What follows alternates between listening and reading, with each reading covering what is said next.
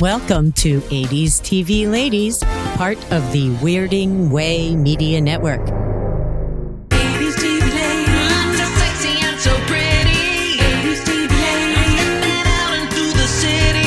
80s TV ladies, often treated kind of working hard for the money in a man's world. 80s TV ladies.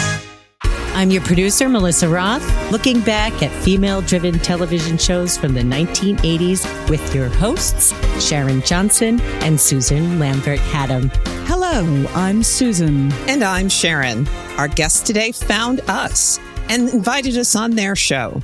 They are the hosts of Rainbow Remix Podcast. Podcaster Denise Warner and South Florida singer JD Danner have a show which covers LGBTQ lifestyle news, music, arts, media, mixology, and more. And for Pride Month, we decided to take a deeper look at queer representation in television, particularly 80s TV. We got to sit down last episode with videographer and podcaster and author Matt Baum to start our conversation about queer TV history. And we decided to wrap it up with JD and Denise. It's so great to have you guys here. Welcome. We're so delighted to have you with us. Yeah, we're happy to be here. So happy to be here. And thank you for having us on your show and reaching out. We now wanted to have you on 80s TV Ladies so that we could talk more about 80s television, about you guys, and about queer representation on the TV tube. Back in the 80s. And beyond. I was so interested in the topic when we had you guys on the show. You know, it was just something that we never really delved into, you know, or thought much about, you know. So it was really like the fact it was thought provoking. And I'm like, you know what, I'm gonna dive into this a little bit more. And I really went all in and was researching all the shows of the 80s and what kind of storylines, you know, ever touched on, you know, gay, lesbian, queer, trans. And it was so interesting. It was like, Yeah. wow. Yeah. Were there any themes or anything that stuck out to you, just sort of in a general sense as you were going through the list? You know, I saw kind of like a timeline in my head. Mm-hmm. And in the early 80s, it was more about pointing out, a gay character or the main lead pretending to be gay for like Three's Company, right? Like Jack pretending to be gay, like to, you know, riff on Mr. Roper and all that.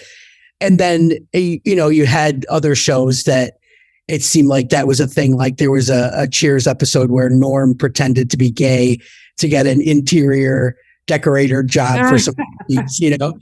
And it was, you know, that kind of stuff. And of course, everybody was flamboyant and it was funny because it was sitcoms, you know. And then I saw this like trend where the dramas were picking up on it. Like I never knew this, and I was a huge Miami Vice fan, but Miami Vice had like 2 or 3 episodes that had a gay character in it. But it was one where an old colleague of Sonny's either outed someone or, you know, had some kind of like, you know, hate slurs towards one of his colleague's sons. And he was really bitter about it. And Tubbs kept trying to figure out why he didn't get along with this colleague that they were working with. And he went back and explained it. And, you know, it felt deep, you know, and I was like, okay, here we go. And then I did a little bit more and I noticed that like other dramas started, you know, taking on, you know, some queer representation as far as like a gay character goes and them protecting that person. Right. You know, Right. like that. Then the trend went to like all the hospital shows that were picking up steam, like St. Elsewhere. And, you know, there was, Trapper John. yes. And it was, AIDS came into the picture. Right. And it was a lot more about, you know, the AIDS and the lack of funding and research and characters dying. And, you know, and I was like, well, isn't this an interesting trend, you know, where it started as being funny and flamboyant and, you know, all out for the laughs and stuff. And then it got a little darker, you know, where you know, closeted characters were outed. And then it went to the heaviness of the AIDS epidemic. So it was really, really interesting. And I was surprised at some of the shows like hotel.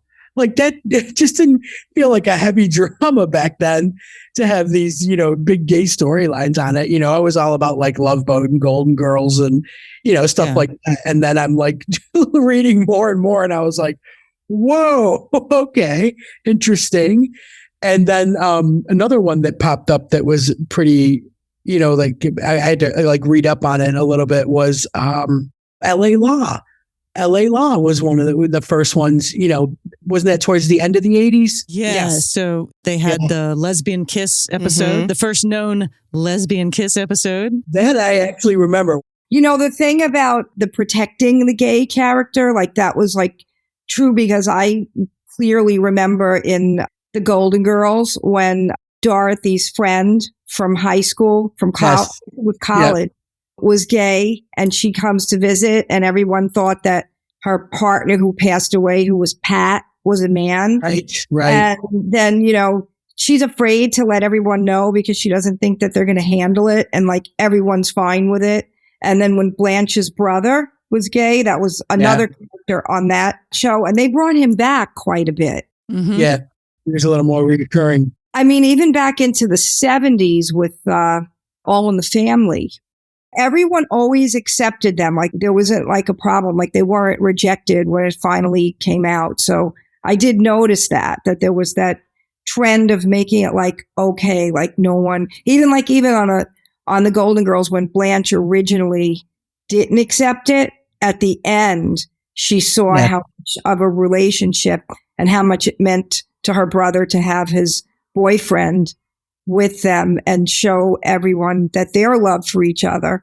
And then she even accepted it. So that was true. It was kind of nice to see that.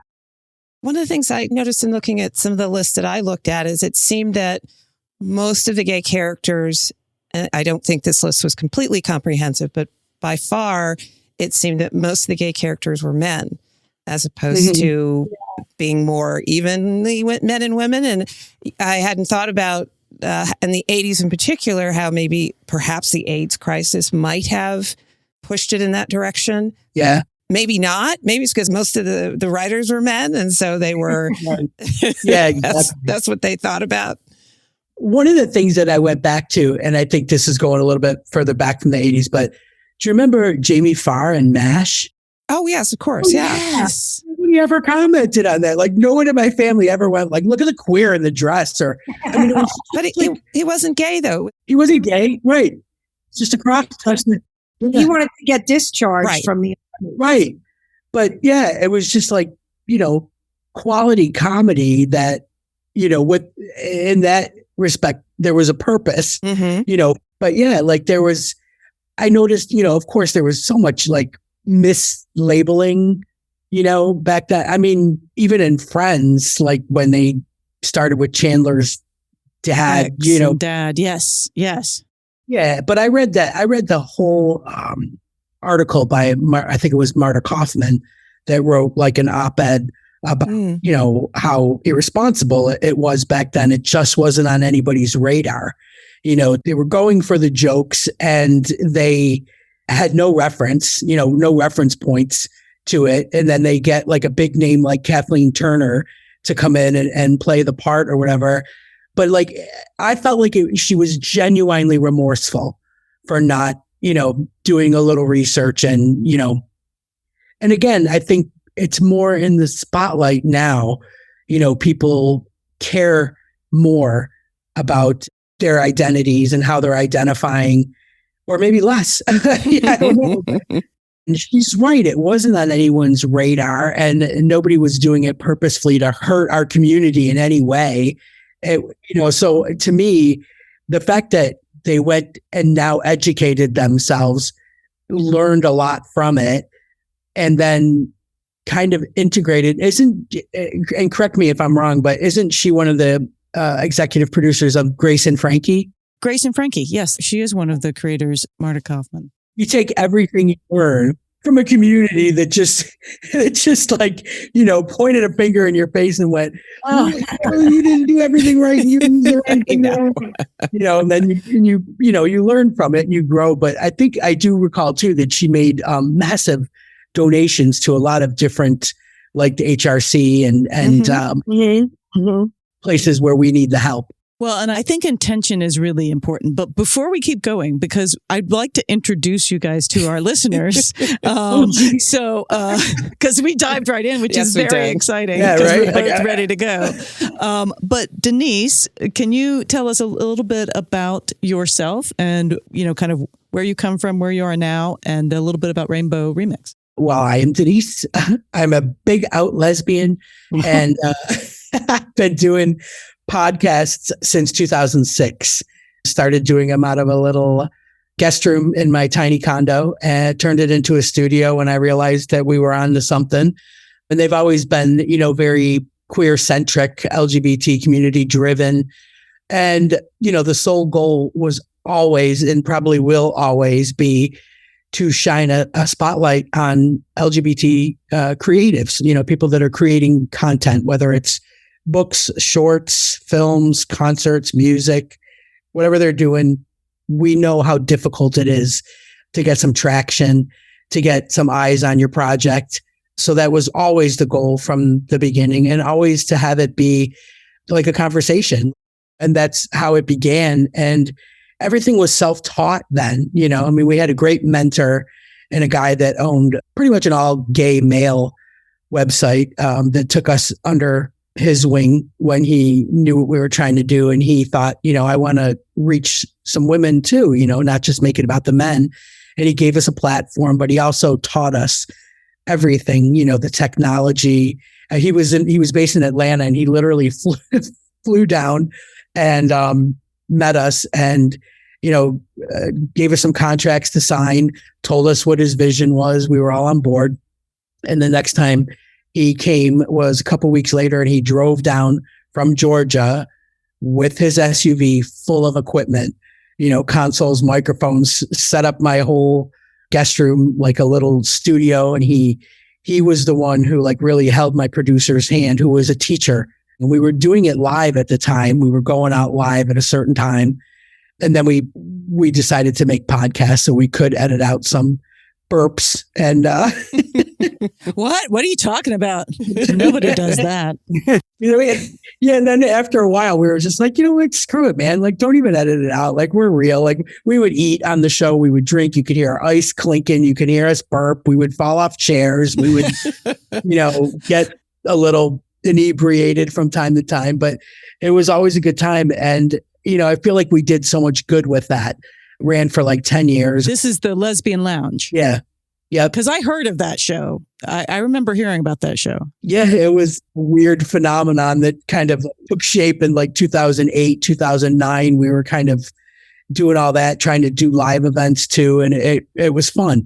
It was really fun. And then my co-host got her dream job. She always wanted to work for the LGBTQ community. And she finally got a job, and it was doing just that. So we had to, kind of bring it to a close. And then for a while I was producing other podcasts. I sat on a panel for podcasting at Klexicon, and then JD called. And it was like, you want to do this all over again? And, we found our footing. It took us a little while. We were trying to think of things that we had in common to do a podcast about. And we went right to whiskey and music. Right? Whiskey and music. Can't go wrong there. Both of us realized that LGBTQ projects just get so neglected. Mm-hmm. They have a really hard time, especially filmmakers, to raise funds, with their GoFundMes and their Seed and Sparks and all the Indiegogo things. And I've seen my friends have crushing failures, but I've also seen them have some supreme success, and I just want to be able, to have people have a little taste of that kind of success, whether it's new, somebody new following their project or a decent donation or, just give them the shout out that they deserve. So we both kind of agreed maybe that was the way to go with the Rainbow Remix. I love that. I really do. And JD, tell us your story. Basically, my role in the entertainment world has been being a musician, a songwriter, and having my own band and also writing my original music. But I also had an internet radio show. I guess it's before they called them podcasts, called That's Life. And I had like two people we did it in a studio down here in Lake Worth. And every week it would be my co-host, which was my niece. She's a journalist. And we had a chat room. So we had people that would come in the chat room, kind of like you did with the Lesbian Lounge. And so I would read what the people were asking. So they weren't really calling in. But anyway, I got a taste of that doing that. So when COVID hit and it was just sitting around with not much to do as a performer, I did go online a couple of times and I did some shows out of my studio in my house. And I couldn't believe the first time I did it in an hour, I was getting people from all over the world, literally. And there were like 270 people the first time I went live to do it. And I'm like, this is a great way to reach people. So why not do a podcast? And that's when I got in touch with Denise. And because I was getting people saying hello from Spain, hello from the UK. It was crazy that it was the first time I did it. And I had done some touring, performing for the troops. I did some homeland tours and I got to go to Guantanamo Bay with my band. And Wow. yeah, so I was like, it was nice to be able to even reach some of those people because of my being online the way the world is now. Was when I toured, it was before we even had GPSs in the cars. So it was early 2000s. You had to have a map. You had to get out that map. Yeah, it sounds like it was so far away, but it was like 2007 or something. It wasn't that far away, but just getting that stuff. So, so I think, this has been really great fun. I mean, when I first did my first radio show, it was really therapy for me when I was coming out of a divorce.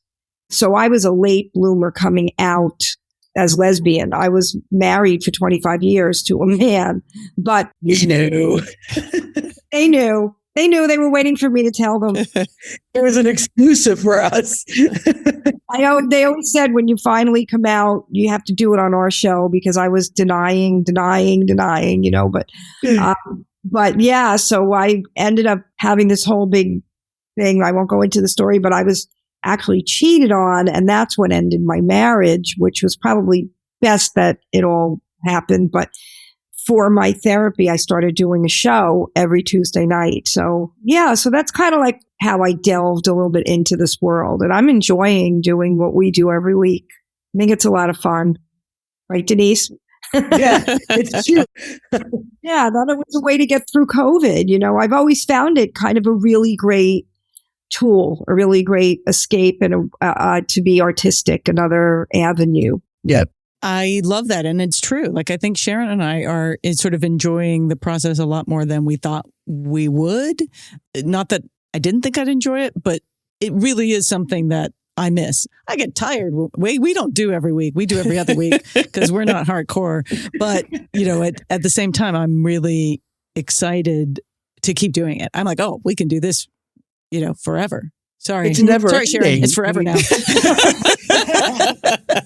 It's such a great niche topic that you guys have tapped into. Oh, yeah. That you're right. Like it is never ending. You can just go and go, and you're getting such great people. Uh-huh. We have been very blessed. I'm thrilled with our guests too, which are both stars and TV creators and stuff, but we're also sort of expanding. Yeah. Uh-huh. So I'm curious for you guys, what ladies-driven 80s TV shows did you watch and love? And what does representation mean to you now? And what did it mean to you either before you came out or for coming out? I'll just go. Yeah, I'm sorry. That's a huge question. So like 50 questions, but go. Right. When I was doing the deep dive and I was, reading through, and they just give you like a little clip of like what the episode was and the character and who played it and blah, blah, blah. And I was reading up on the LA Law one that had the first lesbian kiss in it. And I'm thinking to myself, you know what? I remember that. And I was young. I was probably like maybe 12 or 13. And I remember thinking, ooh, Yeah. this might be what, like all of a sudden, like the connectors were connecting. And, when I was younger, I was like a diehard Charlie's Angels fan. I mean, diehard. And it's funny, like, especially when you've come out late in life and you go back and and it's like in hindsight, like my family would say, in hindsight, I should have known by the way you were, in front of the TV watching Charlie's Angels, drooling, or, that you had a Pat Benatar poster on your wall and most people had, like other people. So, there were a lot of little tips that people just didn't pick up on along the way. But I do remember, like, all of a sudden I was making that connection to why I love Charlie's Angels as much as I did to that LA Law, like seeing two women kiss on TV for the first time. And then all the Cagney and Lacey that came into it too. Like, I was such, again, like a diehard Cagney and Lacey fan that my birthday cakes were decorated with the Cagney and Lacey logo, with the blue Cagney and Lacey and the little television brown frosting, like, it was like insane. And everybody knew. And it was just like all those things were like, making these connections in my mind to think, maybe that's how you are, And then now when I see it, I feel so much more relaxed, or the little kids, that are watching something, that can say, hey, that's like me, because there's so many me's out there now, you've got like, non-gender conforming, non-binary, and you've got transgender, and you've just got queer, you've got bisexual, and there's a little bit of that in just about everything nowadays. Not enough of it, don't get me wrong, but there's a little bit. And I think that Jay, when we had Katrina on, who was a youth services worker from Liverpool here, that deals a lot with LGBTQ kids. And one of those things I think we were talking about was that how important it is to see things like that on TV or in your real life. Like, are your parents hiding it from you? Are they, are they shielding you from a gay cousin? Are they saying derogatory things? And, like, to be able to see it represented on TV means so much to a little mind, to a young mind. True. Doesn't mean they're going to be that way. Right. It doesn't mean that influence all of a sudden they're going to become queer. It just, if you already are having those feelings and you see it, you won't think they're wrong. Right. And you know what? That makes me think of the show Family with Buddy and Christy McNichol. And she was so clearly the tomboy. And I think that was someone, thinking back, that I could relate to, because she'd had the boyfriend. She dated Willie Ames, was her boyfriend, right? And so, for someone like me growing up and also growing up in the 70s, you figure that's just what you do. That's what you did. I don't know if I'm saying that right. I'm just saying, like, they took a character who was kind of a tomboy, but made her still have a boyfriend and be, living like a straight kid, where nowadays I think it would hopefully would be different, where they would show you that she's more of, Yeah, I think I used to confuse myself. Like, do I want to be like them or am I like them? Mm-hmm. Right. Like, do I want to dress like them? Do I want to be like them? Like, that's where my confusion came. Because I had Christy McNichol haircut until I was like, I think I it in my graduation picture. I still look like that. But I mean, those were the things that you connected with, like the look of somebody that wasn't wearing a dress, or that wasn't wearing like a print shirt, or, that had bows in their hair, or wearing high heels or something. Like, those were the things I was connecting with in characters, but I hadn't put that all together.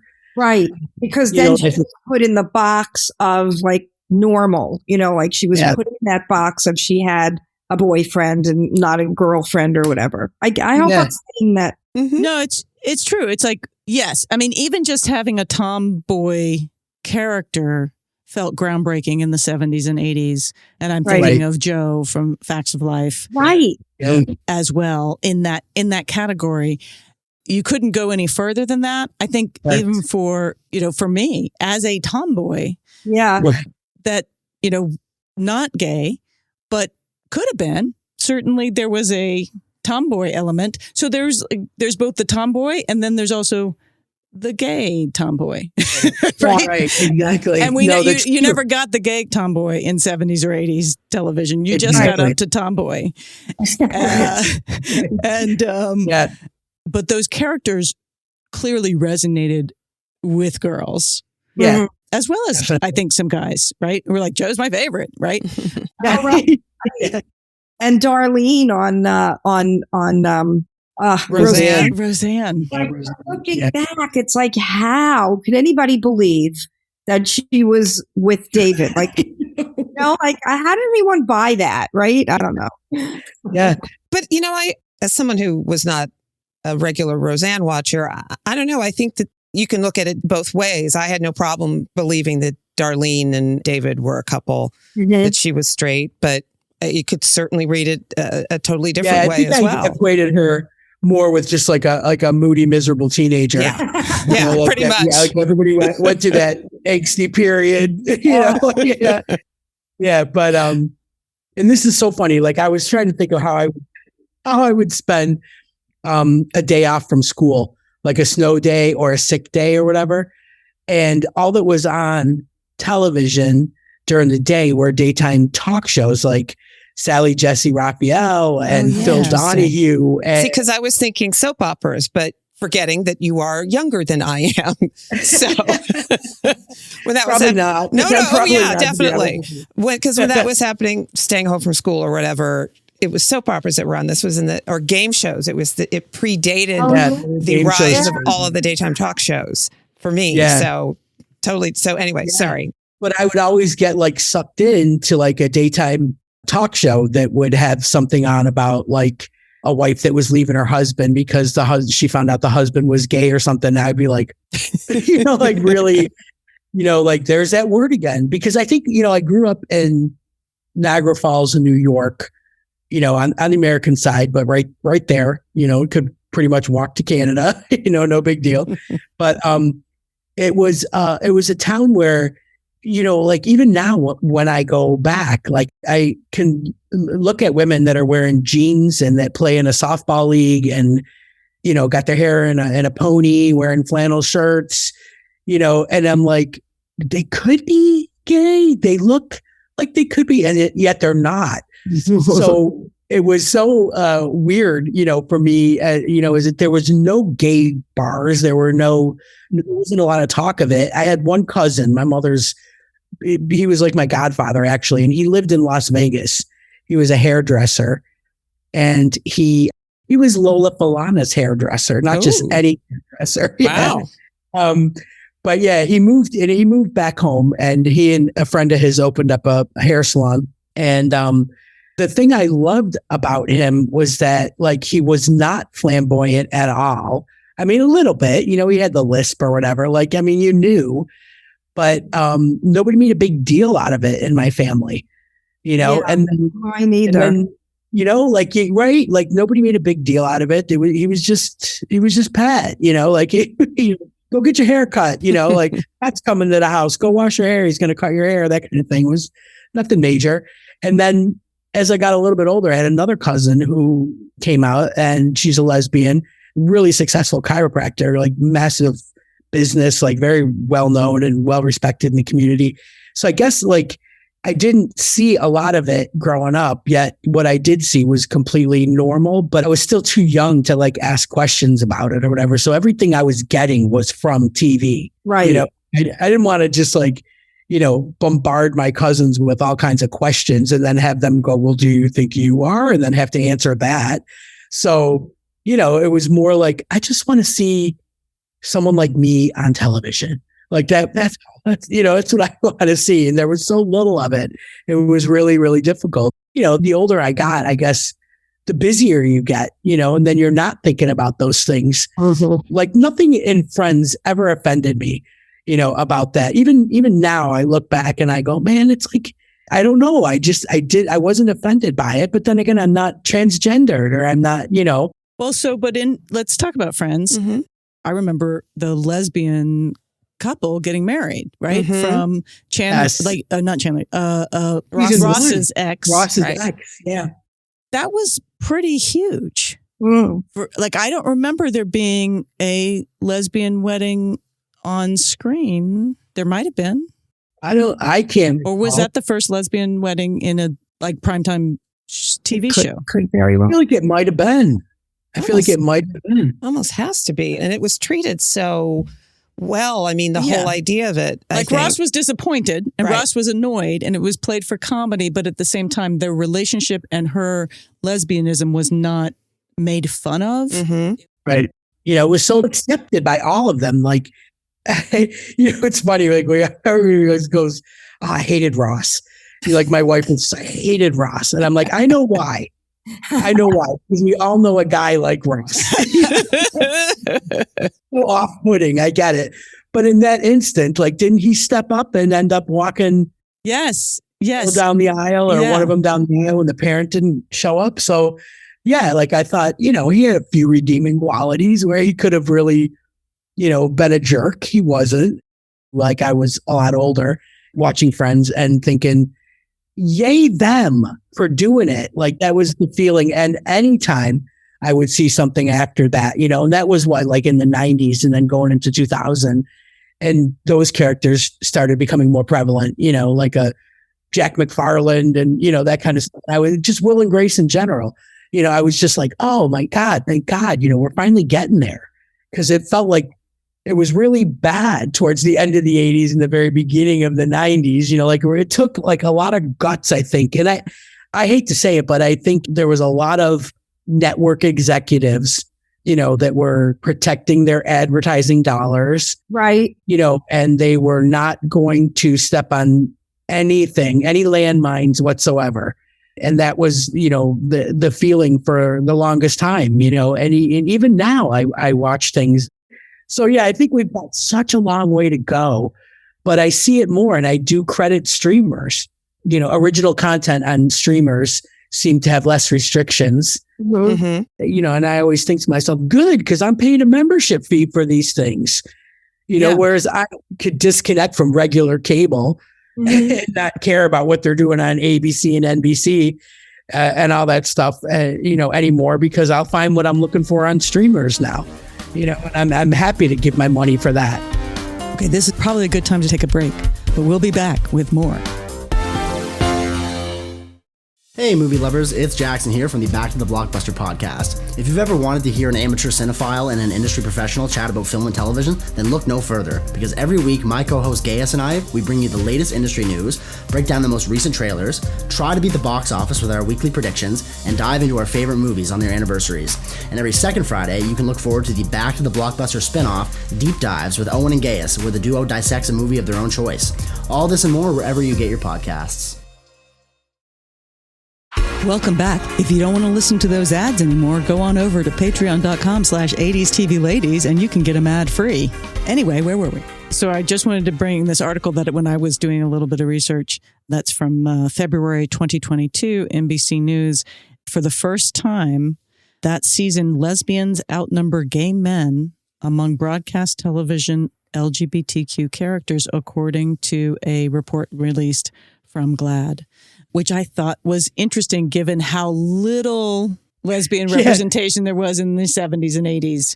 Right. And then all of a sudden, And then moving come on, towards- we're more likable.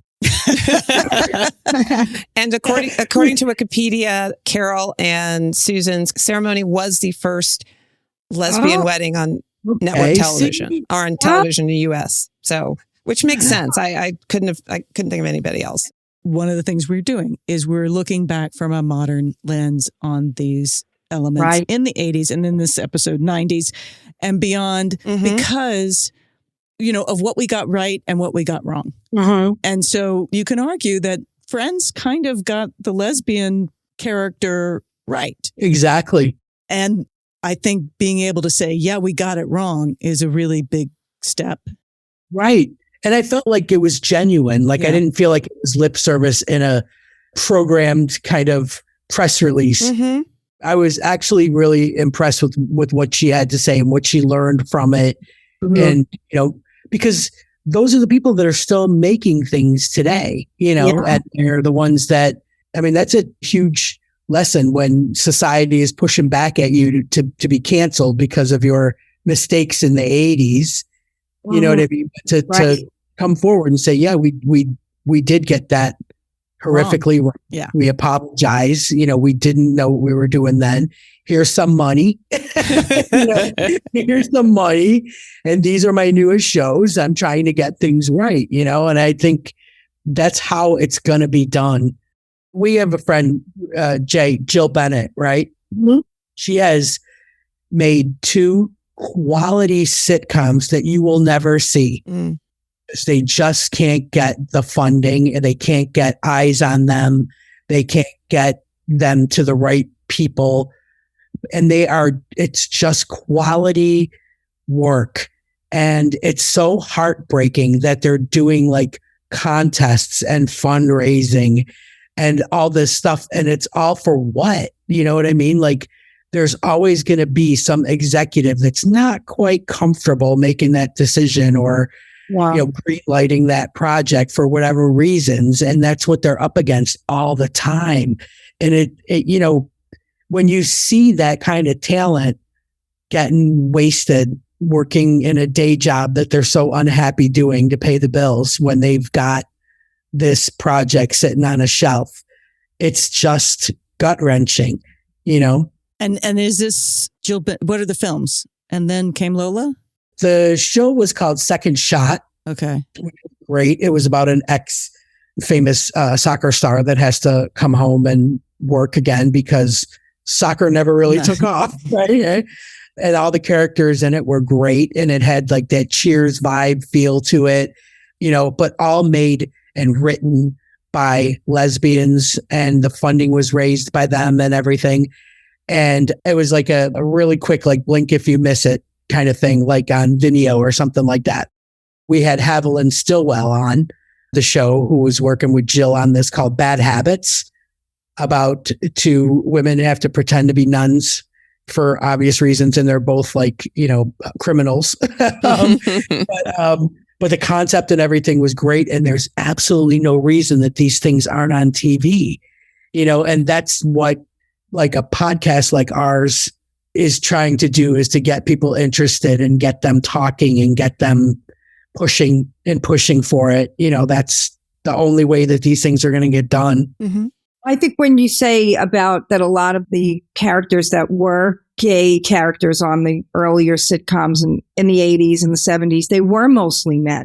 That is really true. And I think that even like when Queer as Folk came out, you know, there was one lesbian couple and all of these guys, and you didn't even see them with, once in a couple of episodes, you would see them with friends, but you know, they're women, they're gay friends, but mostly, and it was really hard within, as a person who was, you know, closeted, but wanted to see that on TV. I didn't really see the women, except for when L Word came out, obviously, but you know, like Queer as Folk, it was just always men. And it was just really, I don't know why that was. I always wondered, why don't the women get the representation, even with that the men got? I guess it's kind of consistent across television. So. Exactly. And yet there's an audience. There's an audience. If podcasting has taught us anything, it's that there is an audience for everything. Yeah, and I think that's the same that is being found in streaming, and that in some ways it is the perfect place to speak to a particular audience. Yeah. Absolutely. It always amazes me. Doesn't it amaze you, Jay? Like when you have, how many straight people come over to tell you that they watched the L Word or they watched something, you know, like what did Judy and her husband come over and watch with you? Oh, we watched Tammy and George. Oh, never mind. That is straight. But I remember like when I had a day job and I would come into work and there were so many straight people that we'd sit around at lunchtime and talk about, you know, the L Word. Oh, and they would all have like straight crushes on Shane and Jennifer Beals, and you know, like, and it was they were so open about talking about it, you know, like it was no big deal. And I always thought to myself, sure, I thought it was only lesbians watching it, but it's not, you know, it's lesbians and straight men. Yeah. Yes. No. But yeah, no, I do think that there is an audience for that kind of thing. I was really sad when the new Queer as Folk didn't get a second chance. They only got one season, but I do think they were trying to tick too many boxes off. You know, like you hate when someone has to scrap a dream or put their passion aside and try something else, you know, and I have a lot of friends that are doing that now. And it's like, if they could just go down the street that they're supposed to be on, you know, we would all get access to that kind of like good quality programming and witty writing and sharp, you know, good laughs, like, you know, like nothing offensive to us, you know, but, again, I always feel like it comes down to some, you know, rich, conservative, white male saying no, you know, and it's hard not to recognize that the gatekeepers say, I don't know, the head of NBC. Yeah. Right. Who got kicked out because of inappropriate relationships with a female employee of the company. So like, you're like, when the gatekeeper is that, right? They're not interested in true female representation. Nope. They're not interested in something that isn't hot to them, right? Right. And that is not about money. That is not about advertisers. That is about being at the whim of a man's opinion. Yeah, power. Which I'm not excited to be at anymore. Speaking of that, let's talk about Ellen. Yeah. Yes. Oh, God. And the puppy episode.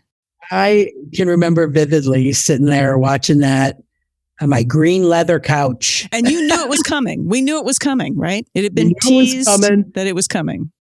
Yeah. And I'll tell you, you know, like I remember watching when Rosie O'Donnell had a talk show. Yeah. Right? Yeah. You know, she had Ellen on and they were discussing how they were both Lebanese. Yes. Just saw that. It was a great way of getting around it. You know, it was like fantastic. She says, I think maybe I'm Lebanese too. So for our listeners that don't remember or weren't around, Ellen was a TV show starring Ellen DeGeneres. It actually started as a different title in its These first Friends season. of Mine, I These believe. Friends of Mine. Yes. And it was more ensemble. And then Ellen was the breakout star of that. So the second season, it came back basically as Ellen. And Ellen ran a bookstore and had a bunch of crazy friends. Like, when it started out, it wasn't supposed to be about what it ended up being, right? Yeah. The Ellen show. It was just a character comedy. Yeah. Yeah. That became very successful. I think ABC was trying to create their version of Friends, perhaps. Yes. The opening of the first season is very much, we're trying to do Friends. It was a little blatant. Yeah. I think they're holding umbrellas in the opening. A group of friends. They could get away with that, but they can't say like piss.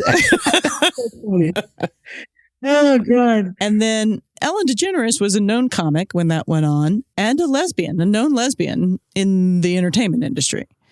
I don't know if it was known out. Okay. So I went to high school with the Indigo Girls, Amy and Emily. Oh. So, you know, anyway, I was at a concert after a show of theirs out here, and a friend of mine who was gay was like, we have to go to the after party. And again, I'm not quite cool enough to be fully gay. So I get a pass every once in a while to go to the after party.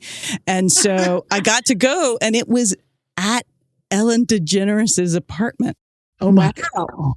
And so, but before Ellen was on the air, it was just, I think they had shot it, but it hadn't aired. But my friend was like, that's Ellen DeGeneres.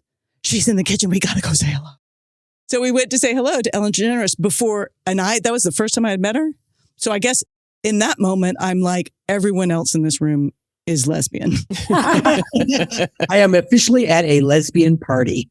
I am officially at a lesbian party because Indigo Girls, Amy and Emily, my friend, and Ellen DeGeneres. This is a lesbian party. And, you know, all women. So I guess in my mind, I was just like, she's a known lesbian comic who wasn't out the way you might be out now. Right. But certainly wasn't hiding it. Right. And yet it took many years. And so there was a moment, season 5, where were we? I think so. Yeah. Where they go to the network and they're like, we need to make a shift for the character. Ratings are dropping. We need to do something. And Ellen herself, the star of the show, ones to stop coding everything. Yeah. I mean, Yeah. I think it was everybody on the show agreed it's time. Yeah. Let's just make this happen. And apparently at the network, they were like, well, if you want her to have a life change, maybe she can get a puppy. That's how this episode became known I as the never puppy knew episode. that was my whole call. I didn't know that. A network executive suggested that instead of coming out as gay, maybe Wow. the Ellen character That could get a is- puppy. Mind blowing. Wow. But leading up to it, I do remember there was a lot of Oh, a lot of hype. I mean, we're thinking Melissa Etheridge had signed on. Laura Dern was Oh, gonna right. be the Yes. object of interest, right? Oprah's Oprah's in the episode Oh, that's right. playing Yeah. Ellen's therapist. Yes. So, I mean, the buildup was just incredible. I feel like every lesbian was just like this, like game time. And, and in my opinion, I thought the episode was so well done. I mean, it was comedy, saying it into the speaker at the airport. It was absolutely perfect. And to know how it imploded everything from the show to her life to even Oprah talking about it, recently about how much hate that she got for being on the episode, and Laura Dern saying the same thing. Like, I don't know that any of us knew how deep it went. It wasn't just that the show got canceled. It was the horrific hatefulness that came, afterwards that almost like sank her entire career. She was like, she sacrificed it for the show, like sacrificed herself for the show, thinking it was going to be this, great idea. And I don't think our country was ready for it, or certainly that network wasn't ready for it, even though they invested so much, into it, obviously to get these people. I didn't Melissa Etheridge like sign over a toaster, so send a toaster or something to her. But like they just had all these great little nuances that they put into it. It seemed like so much work went into it, only for it to just backfire so spectacularly. I mean, It was, she really lost everything for a while. Like people didn't know if she was going to be coming back. I remember when that book came out, which she was doing a tour with, she wrote her book. She had an interview with Barbara Walters after she lost the show and everything, about how she lost everything. And I wrote a song called Come Out and Dance, just watching that episode. The whole song was coming to me. And I tried so hard to get that song to her. And I just never could get it to her. But I even gave a copy to her mom when I bought the book. And her mom, I'm like, could you please give this to Ellen? Number 10 is for her. And I never did get it to her. But it just always really, that hurt to see that happen to someone who had built so much and was so loved by fans, and to have everything turn against her. yeah, it felt personal. Like not even a joke. It felt personal. Like all of a sudden it felt really, really personal, like how awful it was. And I think it's something it's a reminder, it's a reminder that, just when you think you're on to something really good and everything is copacetic and you're being accepted, and, there's a lot of gay stuff on TV now, and there's a lot of lesbians out in the forefront and blah, blah, blah, blah. It's like PTSD. Like there's still this thought that it could all be taken away. Then you have this stuff that's actually happening in the country.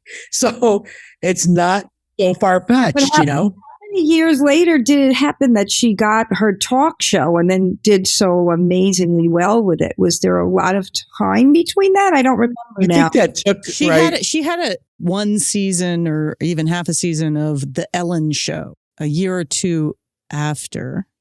And then I think it was a couple of years. It was interesting because it's also what you're saying. A little bit of hate and vitriol is very powerful. Yeah. When it's coming at you. Yeah. Right? Because it's not a little bit, right? Like when I say a little bit, but the number of people who were like, great or fine, whatever, much higher than the number of people who are hateful about what happened, but you're going to hear from them. They were louder. Yep. You're Yeah. going to hear from them, and they're going to be so hateful that they're going to write racist, hateful letters to Oprah Yeah. for being in a scene of that Yeah. show. I mean, think of how much you have to care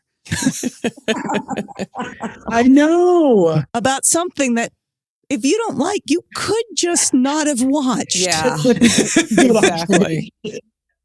By the way, I Ellen's seriously haven't picked up a pen or a pencil unless I'm writing my wife a note like, don't forget lettuce, or something like that. I mean, like, I can't imagine. And even on Twitter, I mean, like, you only get 140 characters. How much crap can you spill, But yeah, there are people out there that it's not about 140 characters. It's how many times a day you're using those 140 characters and spinning it out, Like it's awful. It's such a cesspool, Twitter. But that's just it, is that the louder ones are the ones that get the follow. And again, we're seeing it right now. Like there's a absolutely huge backlash to all these advances that have been made for LGBTQ equality. Yeah. And it is horrific and terrifying. It is designed to hurt people. Mm-hmm. Yeah. It is designed to wreak havoc on people's lives. Yeah. And it is personal. Literally. It really is. It really is. The thing is, like, I was just thinking about this today. Like, sometimes I feel like all that hate that's out there, right, in laws and legislation that's trying to get pushed through and all that kind of stuff, that's over here, and then you have the abortion stuff, and that's over here on this side, and that's huge and overwhelming. And I'm watching Grey's Anatomy, and I see that their storyline is about abortions and the hate that's going at abortion clinics. And all of a sudden, you're like, I don't even think there's enough television to spotlight all the things. There's so many things. Like, my God. Wow. Like, it's mind blowing. But I think the thing of it is to me, when I see something on TV, it gets my attention. When I see something on social media, I'll just scroll past it. Right. And unless it's something that's like positive, like donate to this cause or whatever, make a donation. Whereas if I see something on TV, it totally garners my attention. Like 100% of it. I don't know if that's like shallow or wrong or. Well, no, that's the visceral, like that is the power and impact of television. Mm-hmm. Yeah. And particularly for those of us who grew up with it as our internet, right? Like with our source of information, right? Yeah. And that's just it. I mean, those were the things that helped me figure out what was going on in me, because I didn't have any other references. I didn't have any resources. So that was the things that helped me until I was old enough, to see a therapist and say, this is what's going on. It's been going on since this. And, these are the things that I figured out. And does this make me a lesbian? And she went, yes. Now we just have to tell your husband. So, yeah, it was a lot. Quite a brave thing for you to do. Thinking as a person who was also married to a man for many years, more years than you are, that was a brave thing for you to recognize that in yourself and actually go do something about it. It's just weird when you're sitting there, purging your guts to somebody. I can vividly recall it was just like so many times saying, and then I saw Christy McNichol, and then I saw Joe on Fact. And then there, and then there was like this Cagney obsession. And then there was like, it was just like so many things that, like all of a sudden everything was going back to TV. And I think that was another, if it wasn't for that, I don't know, would I have ever figured it out? I don't know. Like it's just, well, maybe because of the internet, but eventually the internet comes up into our lives. And that's the interesting thing, because again, you and your wife met with you doing a podcast. Yeah.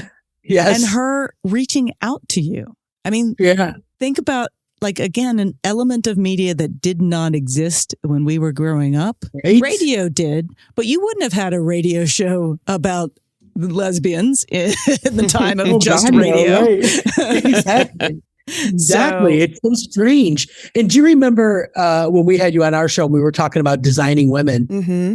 and I was saying how all along I thought Anthony was gay and then he wasn't. You pointed out the wedding and all that. There was an episode where a gay guy who was dying of AIDS wanted them to do his funeral. Yes. Yeah. I remember that.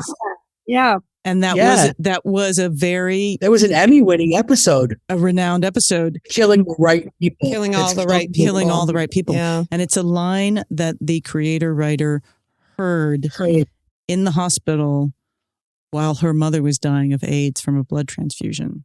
Yep. Oh. And within less than a year, she wrote that episode after her mother had passed. And and that was again like an Emmy-winning episode. So it was like, and that was, I think, I want to say like 86 or 87, maybe around then. Yeah. And I think that it was starting to be a little bit more recognized how powerful, that words were, whether they were about someone gay, whether they were about someone with AIDS or whatever. And I just remember, reading that about that writer, hearing that in a hospital and naming the episode, that. And it was just like, man, like, what an impact. Again, what an impact. Yeah. October 7th, 1987. It was 87. Season Yeah. 2, episode 4.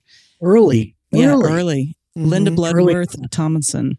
And what an incredible, and again, very sophisticated in some ways, because it's like, how am I going to work this into an episode? Oh, a guy's going to show up and say, design my funeral because I am dying. Yeah. And I want it to be a celebration, and I want it to be reflective of who I am.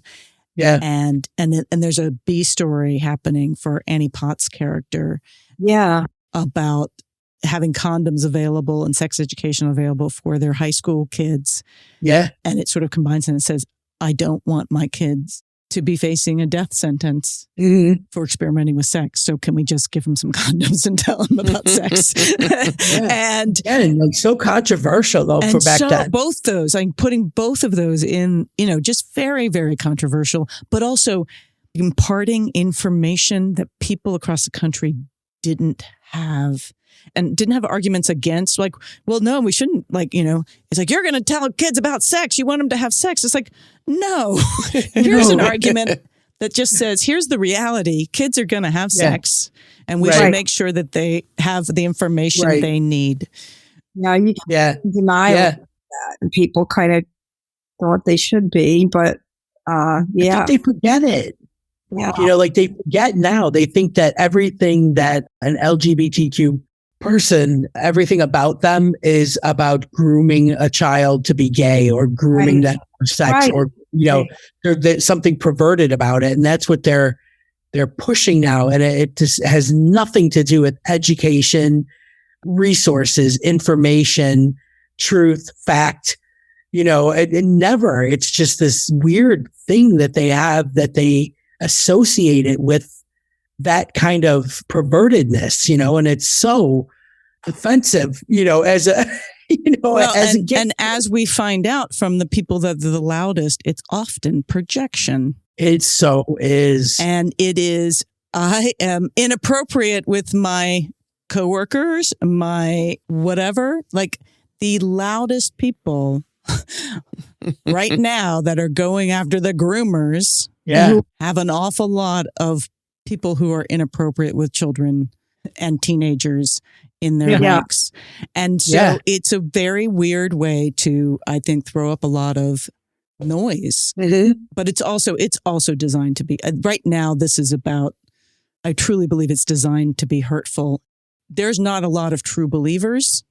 There's a lot of people performing and trying to hurt people in order to distract them for whatever their other goal is.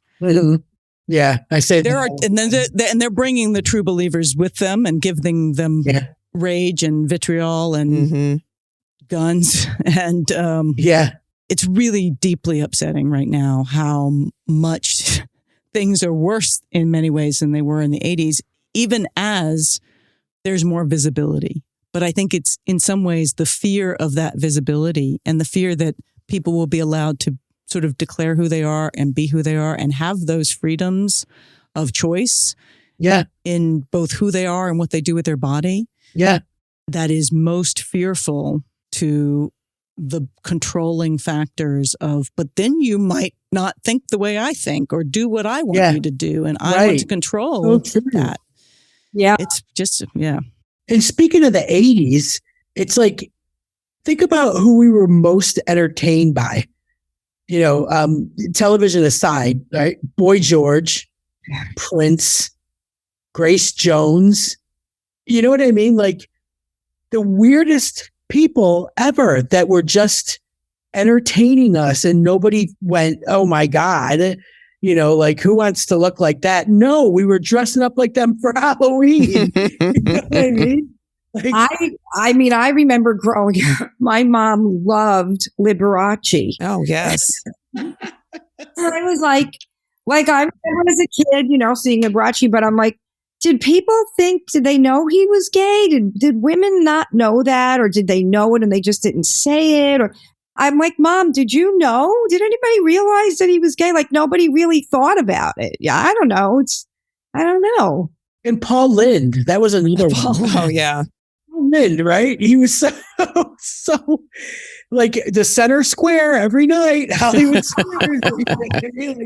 You were so entertained by these people your whole lives, and now you have a problem. Well, and again, I think for a lot of people, it was, well, don't talk about it, right? You were fine unless you started declaring it, right, and owning it, right? Yeah. There's this part of me that wants to feel like people know the difference between right and wrong. That feeling that you get in your stomach doing or saying something wrong, you know it. You know, why doesn't that feeling and why doesn't that matter anymore? You know, like all of a sudden it doesn't matter. I got to believe that there are more people that know right from wrong and feel it in their gut and do the right thing. But I'm telling you, I'm struggling. I'm struggling. Yes. And a word I learned in the last month was stochastic terrorism. Nice. Stochastic means basically just scattershot. It's like a biology term, I believe.